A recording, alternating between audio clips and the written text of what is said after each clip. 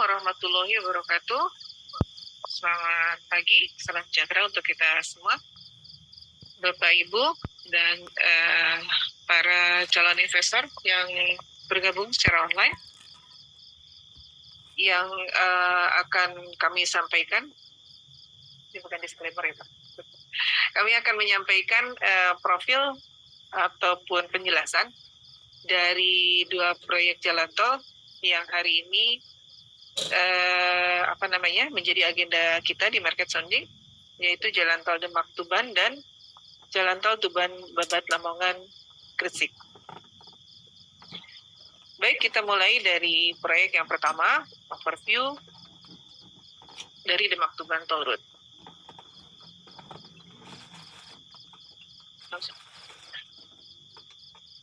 Ya. Jalan Tol Demak-Tuban ini, tadi juga sudah saya sampaikan bahwa ini posisinya, kita lihat di map, akan menjadi penghubung ataupun menjadi konektivitas di utara Pulau Jawa, menghubungkan Provinsi Jawa Tengah dan Jawa Timur. Di titik awal, itu nanti akan terkoneksi dengan Semarang Demak, dari mulai Demak. Kemudian setelah melalui 6 IC akan berakhir di Tuban, nantinya yang akan terkoneksi dengan rencana Jalan Tol Tuban-Babat-Lamongan Gresik. Sebagaimana tadi juga sudah disampaikan bahwa proyek ini sudah ada di dalam Perpres 79 2019 dan Perpres 80 2019 karena ini ada di 2 provinsi dan sedang dalam proses untuk pengusulan PSN atau National Strategic Project, mungkin beyond 2024 ya Pak, gitu ya, untuk masuk ke dalam PSN. Kalau kita lihat dari map, panjangnya kurang lebih 179,5 km. Terbagi dalam 7 section. Ini ada sekitar 6 IC dan satu junction yang kalau kita lihat secara keseluruhan di map, jadi dari mulai barat ya, dari mulai Demak, kemudian ada IC Kudus, interchange atau simpang susun Pati, Rembang, Pamotan, Kerek, Tuban, dan di Junction Babat, di mana nanti akan menjadi koneksi dengan Jalan Tol Tuban-Babat Lamongan Gresik. Rencananya jalan tol ini karena panjangnya cukup signifikan, hampir 180 km, akan dibagi ke dalam 2 tahap. Selain memang mempertimbangkan panjang jalan, juga nantinya akan mempertimbangkan perkembangan atau proyeksi dari lalu lintas dari pengguna jalan tol dimaksud sebagai bagian dari struktur proyek dan melihat skema pengembalian investasinya tentu saja. Jadi nantinya akan ada tahap 1, yaitu seksi 1, 2, dan 3, dan 7, serta tahap 2 di seksi 4, 5, dan 6. Kurang lebih ini hampir sama terbagi 2 ya, sebentar. Totalnya sekitar 90 ya, betul ya, 93 kalau misalnya di tahap 1 dan 87 di tahap 2. Nanti mungkin kita lihat di slide berikutnya. Nah, kemudian status penyiapan saat ini, jadi ini sudah ada di PPP Book, kemudian dokumen FBC juga sudah siap, basic design dan KAMDAL juga sudah. Saat ini dalam proses penyelesaian persetujuan lingkungan dan penyusunan studi tanah atau DPPT atau LARP. Sehingga ini mungkin nanti akan lebih cepat masuk tahap pelelangannya dibanding jalan tol yang kedua nanti. Baik, mungkin gambaran yang pertama, saya pikir sudah. Kita melihat ke slide yang kedua, untuk menggambarkan konektivitas ataupun pemanfaatan ataupun nantinya wilayah-wilayah yang akan terlayani dengan adanya jalan tol Demak Tuban ini. Jadi dicoba dipetakan, ini adalah rencana dari kawasan-kawasan strategis di sepanjang ruas jalan tersebut, dimulai dari titik awal, bahkan dari sebelum Demak ya. Jadi ada kawasan KEK Kendal yang mungkin nanti akan menjadi bagian dari pemanfaat atau user dari Demak Tuban juga. Kemudian kalau kita melihat ke ruas Demak Tubannya, ini ada wilayah pengembangan di Kabupaten Jepara, Kudus, dan Pati. Ada rencana pengembangan wilayah metropolitan berbasis teknologi informasi. Kemudian wilayah pengembangan Kedung Sepur, termasuk Kabupaten Demak.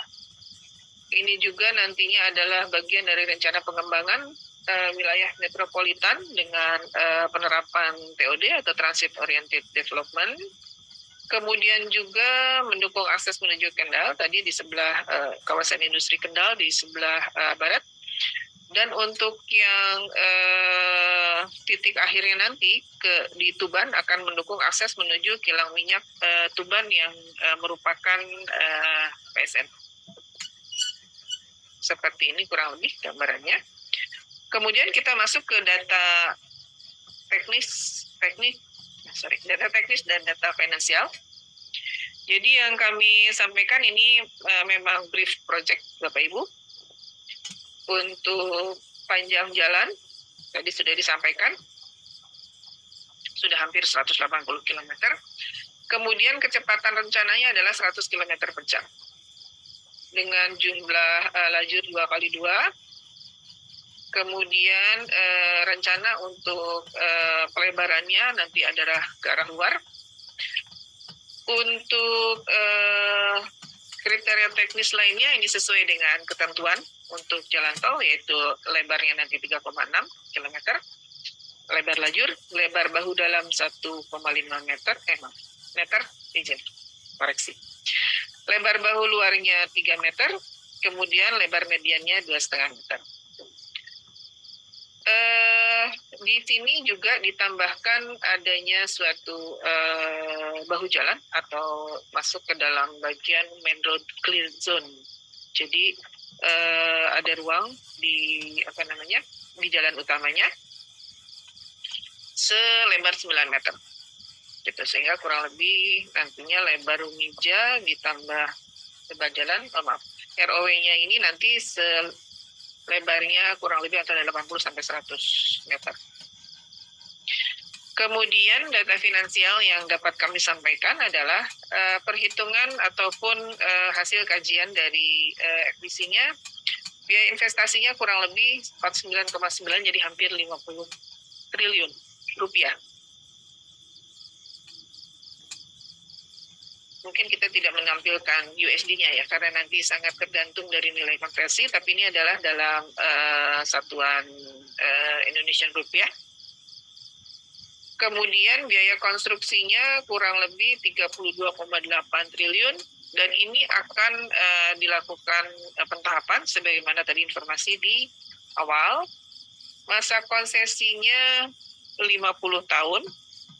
Kemudian karena ini nanti ada 2 tahap, jadi kami sampaikan hasil dari perhitungan di lapangan, estimasi ataupun proyeksi lalu lintas di tahun awal operasi. Tahun awal di sini adalah tahun awal untuk tahap 1 yang direncanakan 2028 dan tahap 2 di 2032.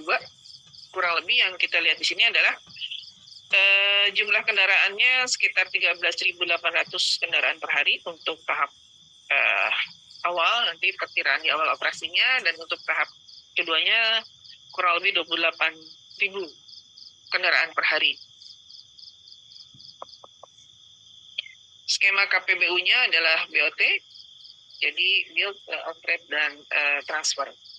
Dalam hal ini untuk biaya pengadaan tanah akan diusulkan untuk dibiayai melalui dana talangan tanah, karena ini kan proyek solicited, jadi mungkin beyond 2024 bisa kita usulkan kembali untuk pembiayaan melalui DTT.